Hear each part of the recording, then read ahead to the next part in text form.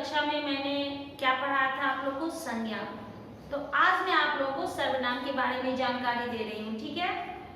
आप लोग अच्छे हो? हाँ, क्यों नहीं अच्छे रहेंगे? अभी तो घर में रहते हैं, है ना? थकान भी नहीं होती है, घर में चुपचाप आराम से रहते हैं। थोड़ी देर पढ़ लेना चाहिए, है ना? चलिए अब मैं पढ़ाती हूँ, तो ध्यान से सुनिएगा। आप लोग के सामने नोटबुक है ना, जहाँ आप संज्ञा लिखे थे? हाँ, तो अब सर्वनाम की बारी है। तो आज मैं आप लोगों को सर्वनाम पढ़ाऊंगी। सर्वनाम किसे कहते हैं? सबसे पहले तो सर्वनाम की परिभाषा जानी है ना? तो सर्वनाम किसे कहते हैं? संज्ञा के स्थान पर आने वाले शब्द को सर्वनाम कहते हैं। संज्ञा के स्थान पर, संज्ञा के स्थान पर आने वाले शब्द को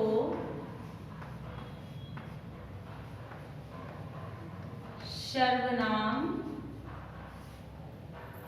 कहते हैं।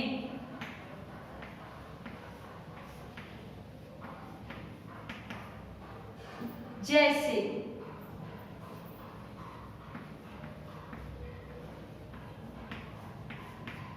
मैं, तुम, वह, यहाँ, वहाँ इत्यादि।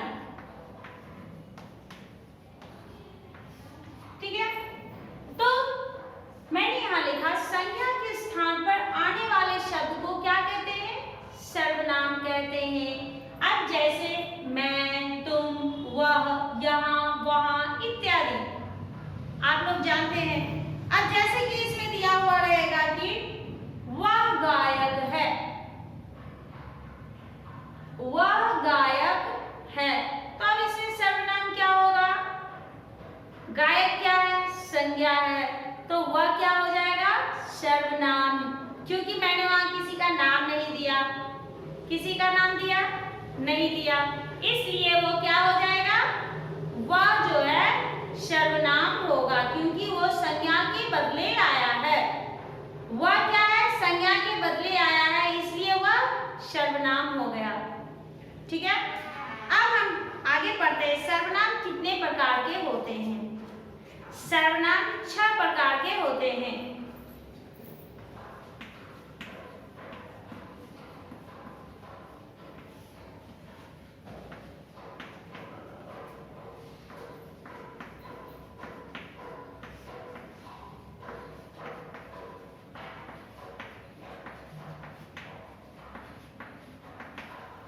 सर्वनाम कितने प्रकार के होते हैं? तो सर्वनाम जो है वो 6 प्रकार के होते हैं। सबसे पहला क्या है? पुरुषवाचक।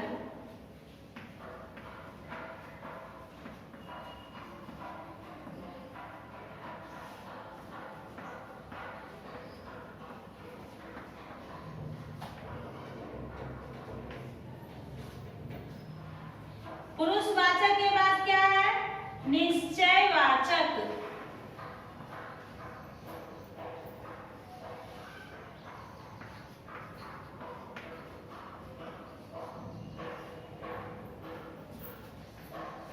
तीसरा क्या हो जाएगा?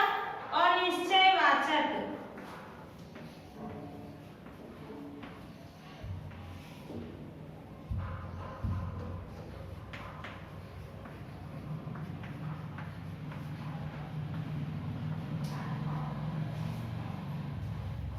चौथा क्या हो जाएगा?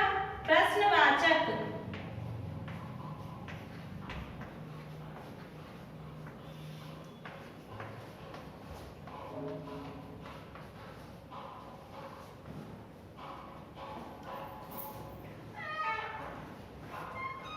पांचवा क्या हो जाएगा? संबंधवाचक।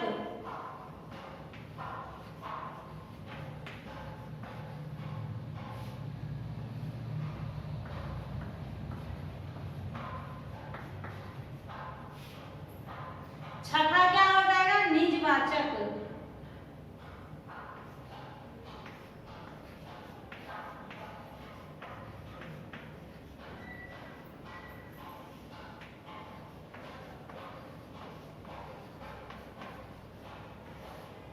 है ना। पहला क्या हो गया, पुरुषवाचक सर्वनाम, दूसरा क्या, निश्चयवाचक सर्वनाम, तीसरा अनिश्चयवाचक सर्वनाम, चौथा प्रश्नवाचक सर्वनाम, पांचवा संबंधवाचक सर्वनाम और छठा निजवाचक सर्वनाम। अब मैं आप लोगों को बताने जा रही हूं कि सर्वनाम जो दिया गया भेद उसकी परिभाषा।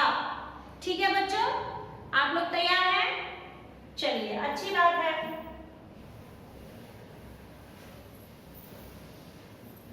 अब सबसे पहले है पुरुषवाचक सर्वनाम। सबसे पहले क्या है, पुरुषवाचक सर्वनाम।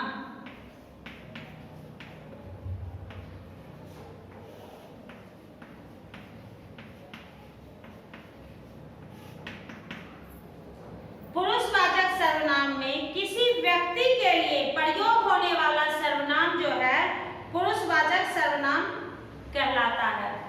किसी व्यक्ति के लिए जो प्रयोग किया जाता है वो पुरुषवाचक सर्वनाम कहलाता है।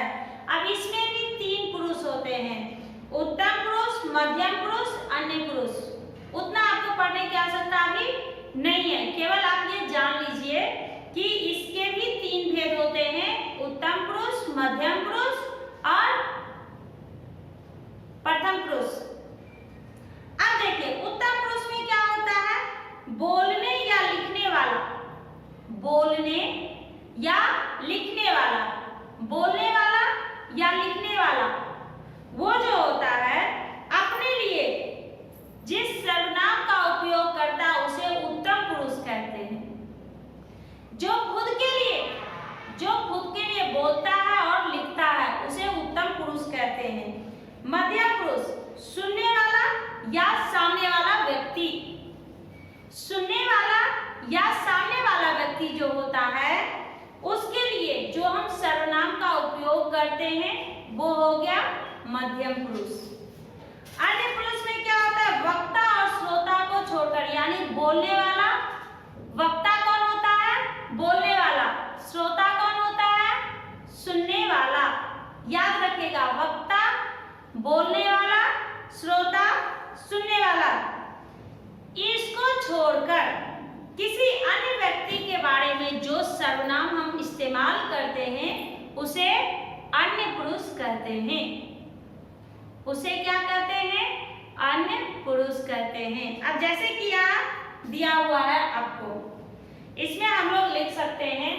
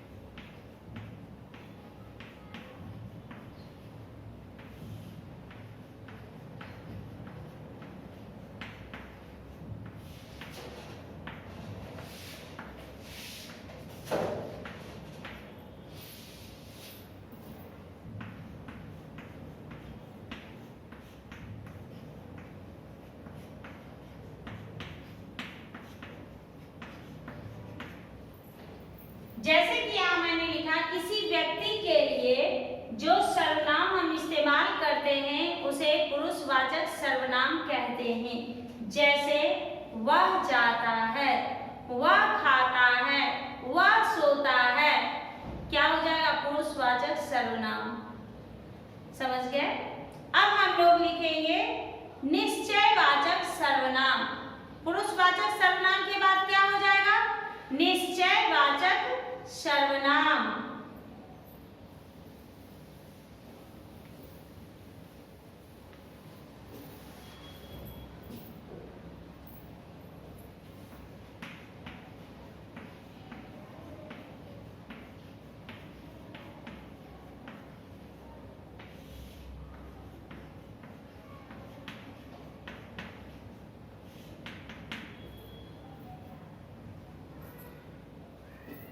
निश्चयवाचक सर्वनाम में होता है कि किसी भी निश्चित वस्तु या व्यक्ति की ओर जो संकेत करता है उसे निश्चयवाचक सर्वनाम कहते हैं। जो किसी व्यक्ति या वस्तु की ओर संकेत करता है यानी इशारा करता है।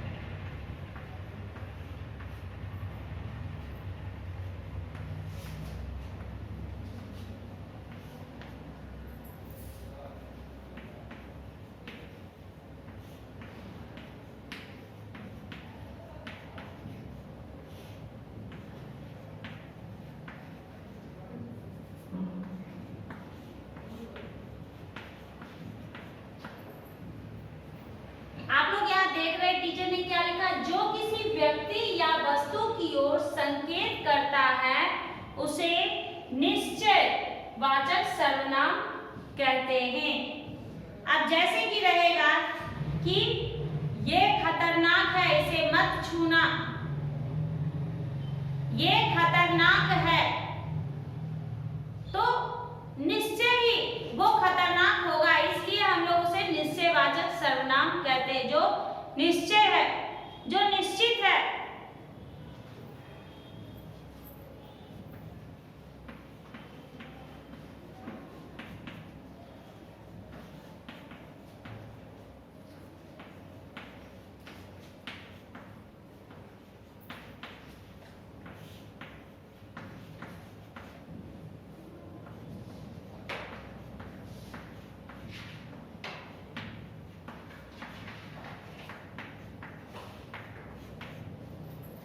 ये निश्चित है इसलिए कह रहा है कि इसे तुम नहीं छूना, ये खतरनाक है। समझ गए? अब हम लोग पढ़ेंगे अनिश्चयवाचक सर्वनाम।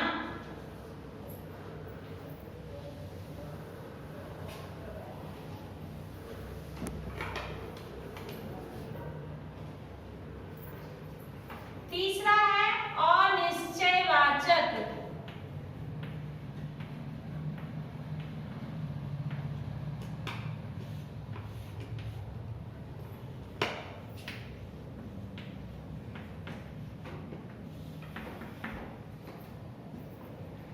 अब इसमें कहते हैं कि जिस सर्वनाम से किसी वस्तु या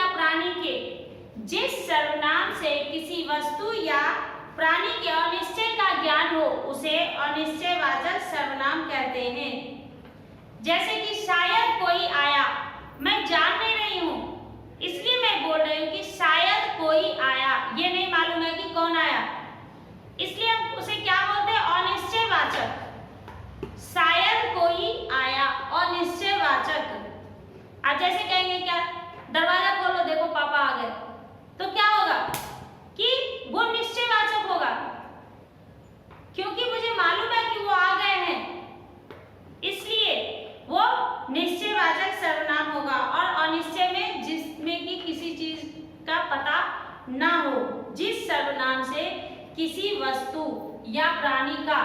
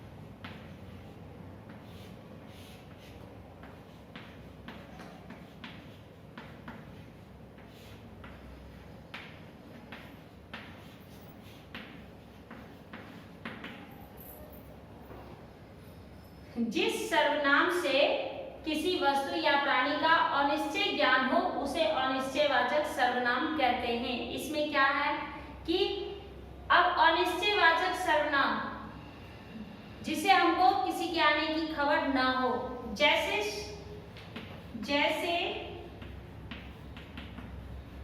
शायद कोई आया है। अब आगे है प्रश्नवाचक सर्वनाम। प्रश्नवाचक में क्या हो जाता है, प्रश्नों की जगह आए शब्द को प्रश्नवाचक सर्वनाम कहते हैं, जो कि क्वेश्चन मार्क लगा हुआ है। जैसे शादी में कौन जाएगा, खेलने कौन जाएगा, क्वेश्चन मार्क है। ये मालूम नहीं है कि कौन जाएगा कौन नहीं जाएगा, क्वेश्चन मार्क है, इसलिए वो क्या हो जाएगा, प्रश्नवाचक सर्वनाम।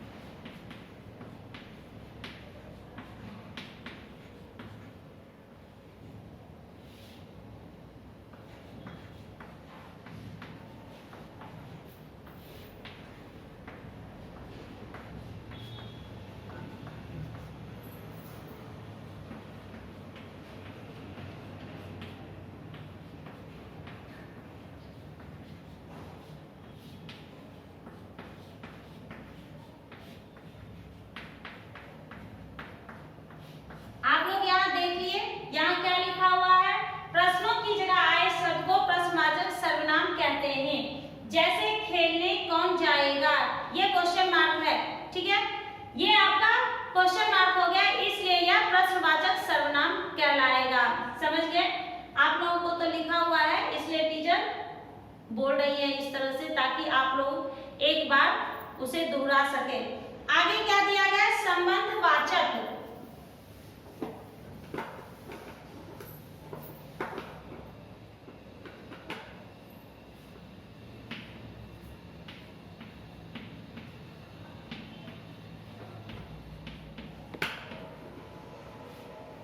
संबंधवाचक सर्वनाम। अब संबंधवाचक सर्वनाम में जो सर्वनाम किसी अन्य उपवाक्य में प्रयुक्त संज्ञा या सर्वनाम के साथ, जो कि संज्ञा या सर्वनाम के साथ संबंध रखता हो, जो संज्ञा और सर्वनाम के साथ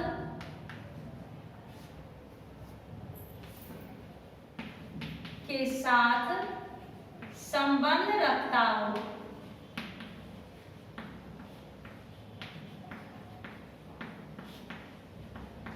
उसे संबंधवाचक कहते हैं।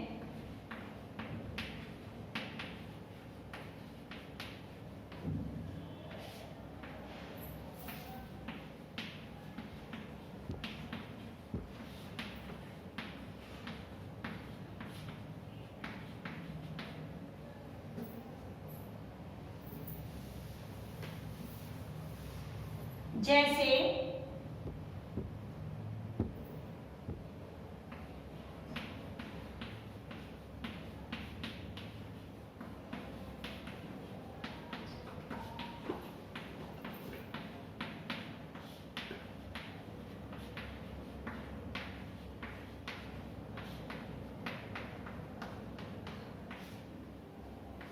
जो जाप करेगा वह मुक्ति पाएगा।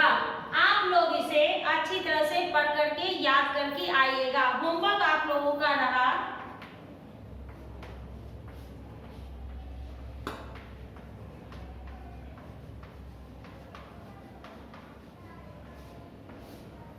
ठीक है, अगली कक्षा में जब हम लोग मिलेंगे तो एक बच गया निजवाचक सर्वनाम, वो मैं आप लोगों को बता दूंगी। ठीक है, धन्यवाद।